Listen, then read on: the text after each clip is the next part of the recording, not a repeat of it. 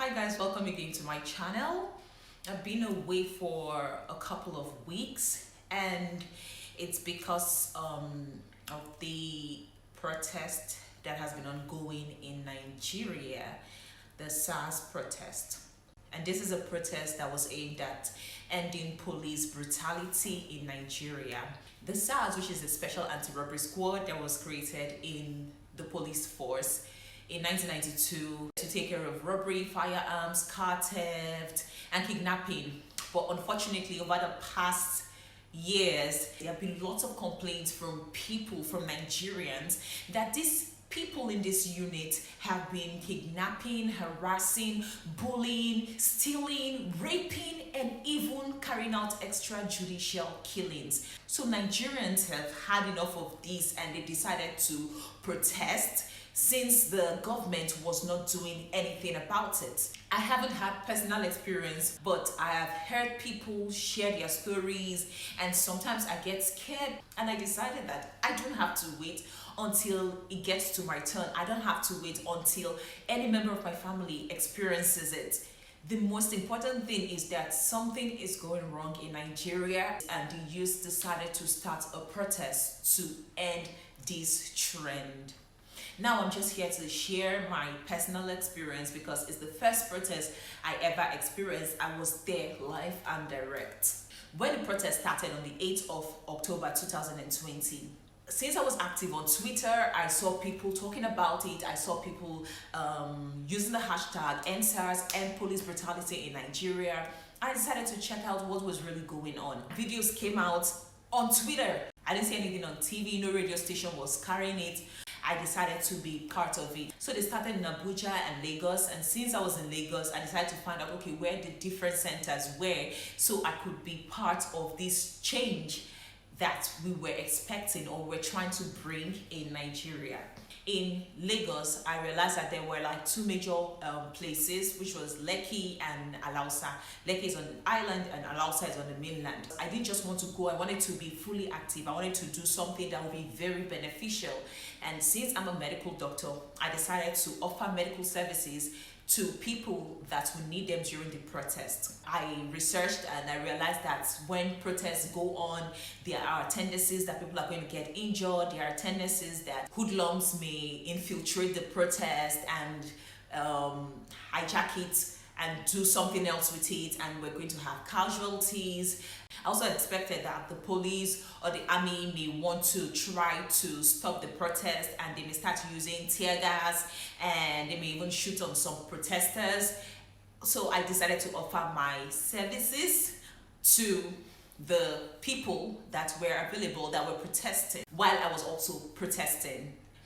So I went on Twitter and I realized that there was this company that wanted to offer medical supplies to medics that were interested in going for the protest. And they told us to reach out to them. So I reached out and I waited for a reply. I waited the whole day, nothing. I waited the next day, nothing.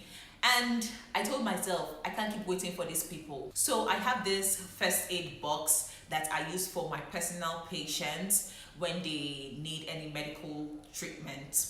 And I decided whether these people reached out to me or not, I was going to go on my own. And if I saw any medic there, I was going to liaise with them or join forces with them, and we'll see how much we can help the protesters. So on the 12th of October 2020, I decided to go for the protest. I inquired from Twitter and they said they were going to meet at the Lekki Toll Gate, and it was closer to where I lived, so I decided to join them there. I went there and we were about 20 that were there at the point I got there, and in about 10 minutes after I got there, they started blocking the road. At a point, I was worried because I told them, why don't you wait for more people to come in, because there is strength in number. And if we start blocking the road now, we may cause traffic, and the people that are trying to join us in this protest may not even be able to come. And they said, no, if they really want to come for the protest, traffic or not, they will find a way. And they blocked the road. We know in Nigeria we have lots of issues. We have bad government, we have corruption going on, we have poor electricity, we have poor healthcare system, but this one was like a threat to life. It's not like we're saying, okay, government, do fix all these issues that we have, fix all these infrastructural issues. All we were asking for is the right to live. So the people at the toll gates, when they realized what was happening, they decided to pack up and leave.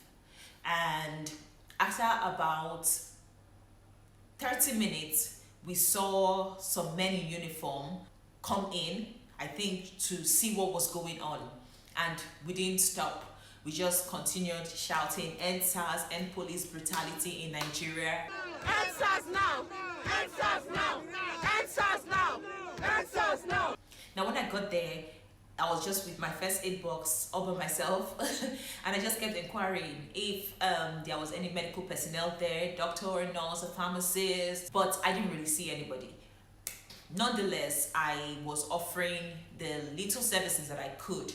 So immediately I called a colleague of mine and I told him that I'm here at the protest ground. I don't know if you're also involved in the protest. And he said yes, that he's very much involved, but he's on the mainland, that I shouldn't worry, he was going to send some money for me to just get the other supplies I don't have. So I sent him a list and he sent money for me to get it. Initially, he wanted to send a delivery guy to come over, but when we considered the time and the distance and the traffic, he decided to just send some money, and I just got the other things that I didn't have. So I was there from 6:15 a.m. to 6 p.m. So it's about 6:10 p.m. I saw Alex and she said, "Oh, you've been here all through this time. I think it's time for you to go home so you can have enough energy and come back the next day." And I decided to go home.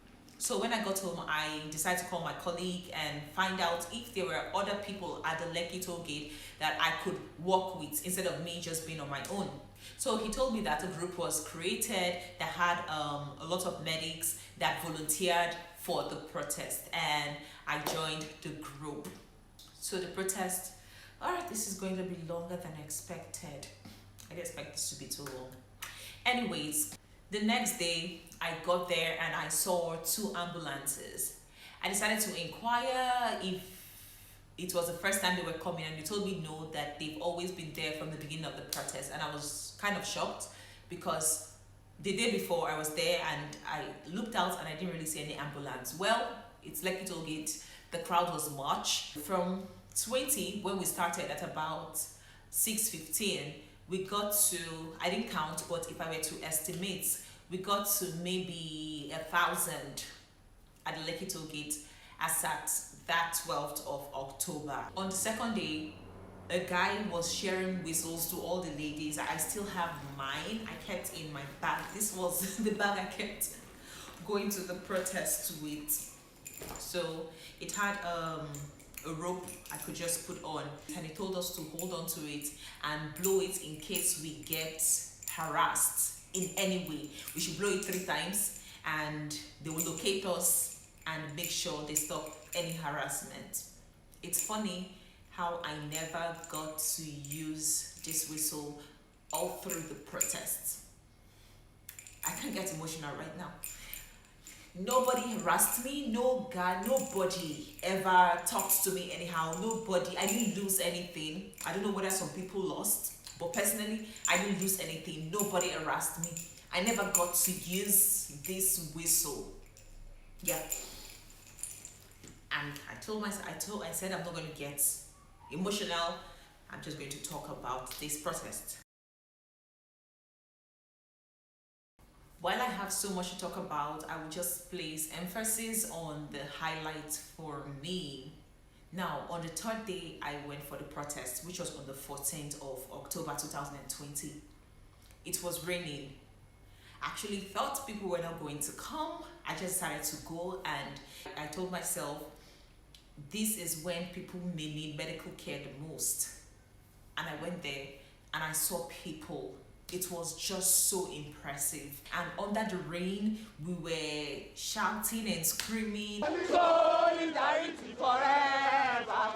Solidarity forever!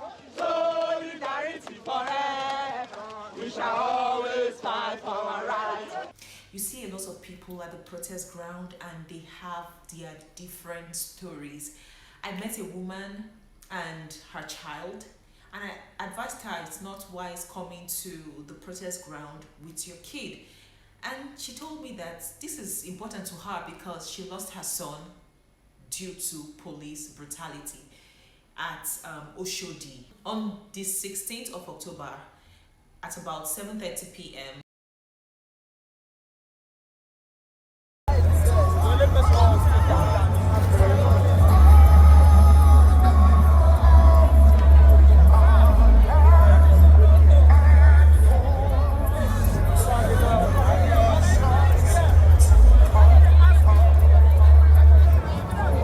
There was a little chaos and I saw a lot of people running away from the toll gate. So I just waited and was watching and observing what was going on because I wanted to know if the government have introduced maybe the police or the army to dispatch the protesters. And I realized that it was a false alarm. I think someone was riding a power bike and he made some noise with it and people thought it was something else. It was an attack and they started running. Unfortunately, we had casualties. Some people fell while they were running, and I think that night we tended to about 15 to 20 people. Some of them had cuts, some of them needed stitching, some of them had just mild bruises, so we just attended to those people. Despite the incident, a lot of people still stayed back for the protest and it just continued. Now I decided to stay till midnight because on the 17th of October was my birthday. So I wanted to mark my birthday, the midnight of my birthday, on the protest ground. And on the 17th, 12 midnight, I just told myself happy birthday. So today, okay, so today is my birthday. I clocked the big 30 and I am here live at the Lekki protests and Sars Lekki protests. Yes, and we're just here to end police brutality, and I'm hoping this happens in my generation. I know this will happen in my generation. So, and Sars. Okay. And I decided to go home. The only problem I had with the protest was, of course, the crowd could not be completely controlled, in the sense that we had few people that were drinking and smoking and taking weed right there in the open. Although there were security forces that tried to ensure that this was cut down to the minimum, but these people usually started coming at about 3-4 p.m. and they usually stayed there all through the night. So that was just a little problem I had with the protest. So on the 20th of October 2020, as usual, I went for the protest, associated myself with other medics present. We took care of people. Another thing was, at the protest ground, we never lacked food. You had people coming to the ambulance and asking, have you people eating? Then you had people volunteering and just going around picking trash, making sure that every week the place was clean, the environment was clean. From time to time in Abuja, we heard how the army used tear gas on protesters. We heard of how some hoodlums were brought in by whosoever to attack protesters. But all through at Lekki Toll Gate, it was very, very peaceful. I think it was one of the most peaceful protests that was going on in regards to the Sars protests in Nigeria. There was no form of attack from anybody until 20th of October. When I got there and we were attending to people, the next thing, my mom called me and told me she heard there was curfew set in Lagos. And I told her, okay, I didn't hear anything like that. She said, well, there's curfew and it starts from 4 p.m. I was shocked. So immediately I went online and I saw that at about 12 known that it was announced on social media that there was curfew in Lagos from 4 p.m. For me, I felt that was one of the most, I don't want to insult anybody. For me, it was a very unfair action. Personally, I felt the curfew was put out there to stop the protest from going on, because if we continue with the protest, of course the government is going to have the narrative that protesters are defying government laws, and so we have to be brought to book. I know that was the narrative that they were going to carry. And so my mom called me, their friends started calling me and telling me, okay, that they heard that there's curfew, I should make sure I go home. Anyways, at about 3 o'clock, I already told the medical team, see, I don't want us defying the government, so everybody go home, and tomorrow we'll continue with the protest, when or next tomorrow or whenever the curfew ends. So at about 3 o'clock, the medical team, we went home. At about 8 o'clock, people started calling me that they heard there are shootings at the Lekki Toll Gate, and they heard that people are dying, and I was shocked. I said, this is like the most peaceful protest ever. Why will this be happening at the Lekki Toll Gate? And for me, I felt it was all planned. There are lots of evidences that the military was, in fact, when I heard about it, we started trying to get medical team, because where I was far from where the protest was going on. But if I was closer, I would have gone. So I started calling friends, calling other medics to find out if they were close and if they could go to the protest ground and see how they can help the injured. Then I heard that DJ Switch was at the protest ground. She was live on Instagram, and I decided to join in. This is somebody that survived. They shot the person's leg, right? This one survived. Other people they've been shot and killed. I saw people crowding the injured, and I just kept telling them, move away from the injured, try to stop bleeding, try to use your hair tie, use bandages, use cloth, whatever you have to close wherever this person is bleeding from, because I saw someone there, they were trying to remove the bullet from the person. I told them to stop doing that, just cover the person's wound and make sure the person is not bleeding out, because that's the first thing that is going to kill that person. And it was a gory sight. I just kept advising the little I could.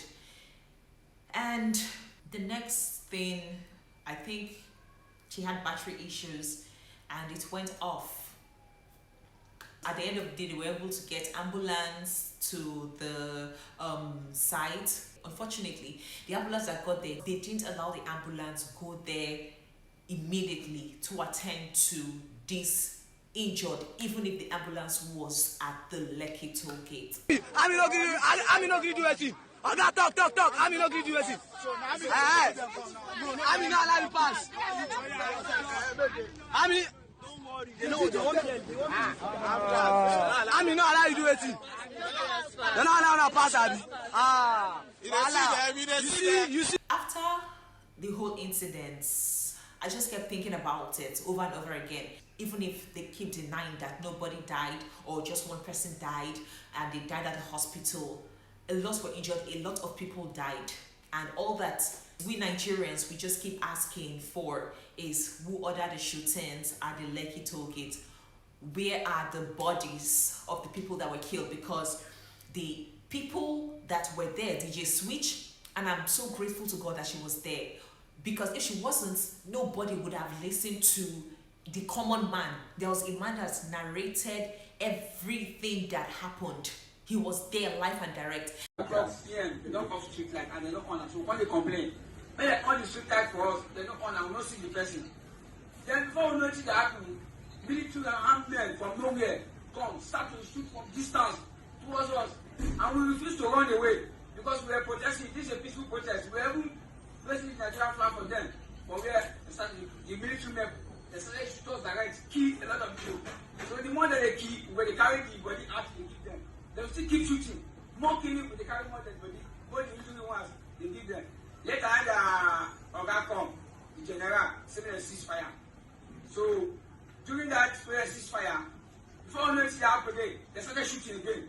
Direct bullets. And if you listen to him, if you listen to DJ Switch, you will realize that it was the same story, the same event, everything that happened. They kept narrating that the army took the bodies of the people that they killed away from that site.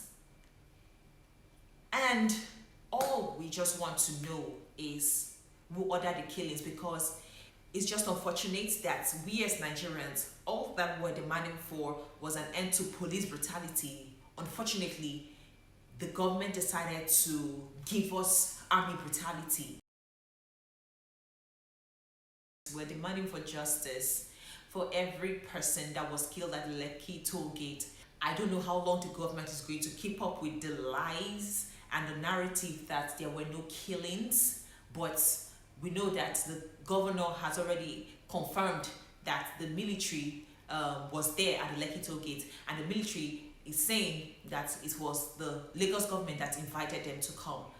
But the question is it that the Lagos government invited them to come to kill people? And if they did that, then justice must be brought upon everyone that was involved in that Lekki massacre, because it happened. We are not safe in Nigeria, and I look forward to all the culprits being brought to book, no matter the position they hold, whether it's the governor, whether it's the president. I look forward to all the culprits and everyone involved in those killings, those people that sent hoodlums to go and attack peaceful protesters. I look forward to all of them being brought to book. Let's stay healthy, let's stay safe, and I'll see you next week, Friday.